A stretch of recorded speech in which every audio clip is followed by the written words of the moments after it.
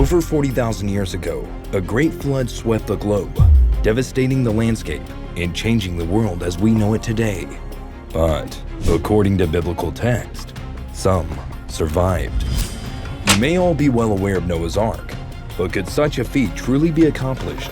Did Noah really build an ark with the ability to save humanity and ensure its existence in the modern world? And if so, where is it? Let's jump in. Let's go back to the beginning. According to the Bible, after witnessing wickedness and destruction in humanity, God decided to reset Earth. After making the decision, God turned to Noah and told him of his plans, promising to save him and his family on one condition. God requested that Noah construct a great ark with enough room to hold stocks to survive, as well as one male and one female from every species of animal on Earth, so that humanity could eventually be rebuilt. Noah accepted these terms, and God instructed Noah precisely on how to construct a large boat, known as an ark. The ark's dimensions were 450 feet long, 75 feet wide, and 45 feet tall. He asked that the ark consist of 3 decks, a large interior, and a side door. Noah was to set out to find 2 of each animal, as well as food, and prepare himself and his family for the great flood. Sources differ on how long it took Noah to construct the ark, but the general consensus is that Noah stepped on the ark at 600 years of age, after taking 120 years to build the boat. Once completed, Noah and his wife, along with their 3 sons, Shem, Ham, and Japheth, as well as their wives, boarded the ark alongside the animals and waited for the flood to begin. Safely on board, rain began to fall. For 40 days and 40 nights, the 8 humans and animals watched as the world as they knew it was destroyed. And if you know how the story goes, eventually the rain subdued, and the tops of mountains were visible once more. Checking to see if the flood was over, Noah released a dove to look for dry land. Hours later, the dove returned with a single olive branch. It was over.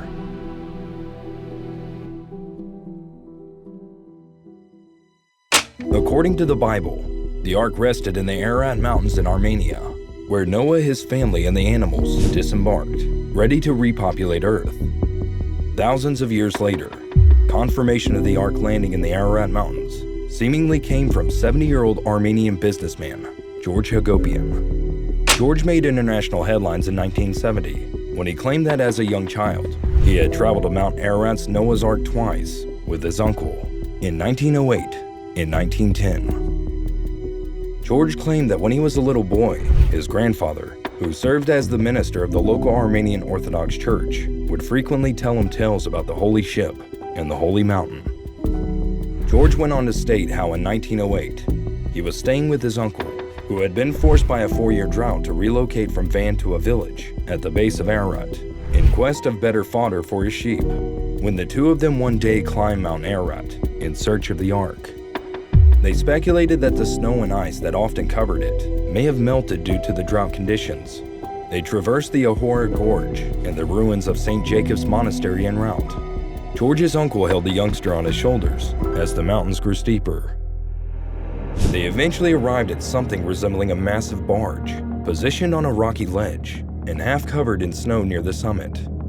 When George's uncle pointed out the outline of the planks, he realized it was the ark, exactly how the other people had described it to him. At first, George thought it was a stone house, instructing him not to be terrified since it's a holy ship.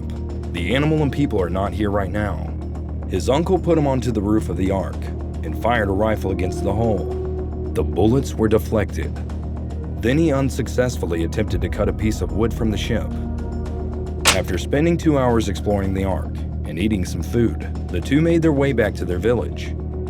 George asserted to the media that he returned to the ark 2 years later, but by that point, it had been fully covered by snow.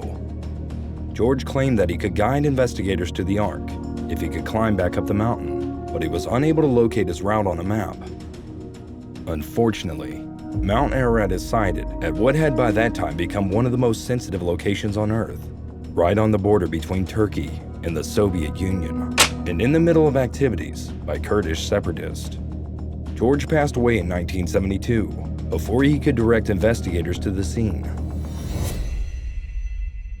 Expeditions to Mount Ararat have been made for the purpose of searching for Noah's Ark since the early 19th century.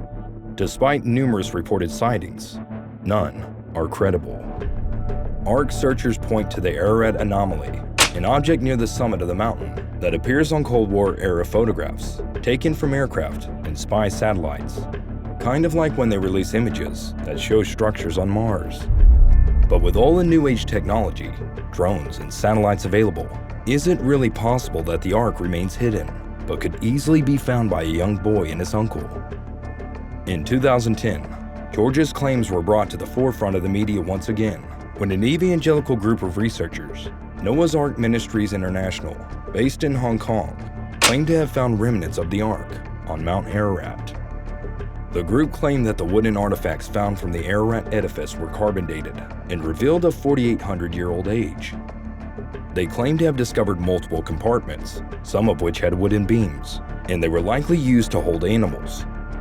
According to Noah's Ark Ministries International, the greatest explanation for the artifact's existence was, you guessed it, because there was little indication of human occupancy in that region. According to a report released to the media, Young Wing Chung, a Hong Kong documentary filmmaker who was on the exploration team, said, "It's not 100% that it is Noah's Ark, but we think it is 99.9% that it is it." Young said that Turkish officials were attempting to have the area declared a protected area so that a more extensive archaeological dig could be carried out. However, their claims were met with much skepticism amongst researchers also looking for the lost Ark. Paul Zemansky, an archaeologist and historian at Stony Brook University who specializes in the Near East, said, "You have to take everything out of context, except the Bible, to get something tolerable. And they're not even working much with the Bible." And another archaeologist, Peter Ian Cunningham, dubbed the findings nothing more than crock. With the source of carbon dating unspecified, it's hard to believe that we really did find the Ark. And so, for the next 10 years, little to no more information came out about this find. However, in 2021, advances in technology finally gave us somewhat of an answer as to where the mythical lost Ark really lies. In 1959, a boat-shaped print was discovered by cartographer İlhan Durupanar on top of a mountain in Turkey's Dogobayazıt area. His claim went untested for 60 years, until last year when researchers used 3D imaging technology on the site and claimed that scans of the area revealed a structure that corresponds to the dimensions of Noah's Ark, as described in Genesis.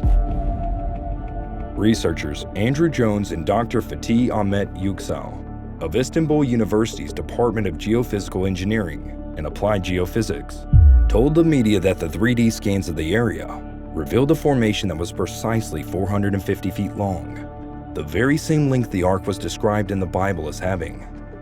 Jones went on to say, "Such parallel line and right angles below the surface is something you would not expect to see in a natural geological formation.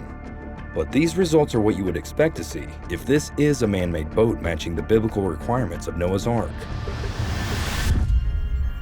So, is this where the fabled ship lays over 40,000 years since its great first and last voyage? With more and more interest in the subject picking up over the years, it seems it's only a matter of time until the case is cracked once and for all. What do you think? Could such a ship really have been built? Could it have survived to this day? Let me know in the comments down below.